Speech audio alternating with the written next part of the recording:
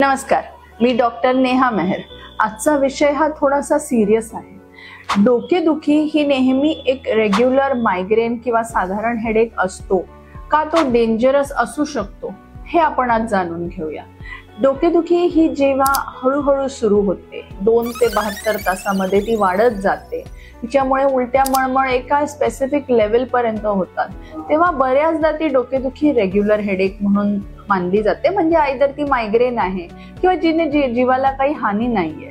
पण काही डोकेदुखी असतात ज्याला आपण थंडरक्लॅप हेडेक म्हणतो, म्हणजे वीज कडकल्यासारखं अचानक डोकं दुखतं, काहीच त्यावेळेस माणसाला दुसरं काहीही करता येत नाही, त्याच्या उलट्या किंवा मळमळ त्याची लेवल खूप एक्स्ट्रीम असते, त्याबरोबर ताप येतो किंवा कधी कधी डोक्याला मार लागल्यामुळे जर हे सगळं आढळून आलंय किंवा बेशुद्ध होतोय, चक्कर खूप प्रचंड येते, पॅरालिसिस आल्यासारखं काही वाटतंय, बोबडी वळते, हे कुठले सिम्पटम्स असले तर आपण डेफिनेटली लवकरात लवकर डॉक्टरची हेल्प घेतली पाहिजे। आणि हे जर वारंवार होत असेल तर ह्या सर्वांना इग्नोर नाही केलं पाहिजे। थँक्यू।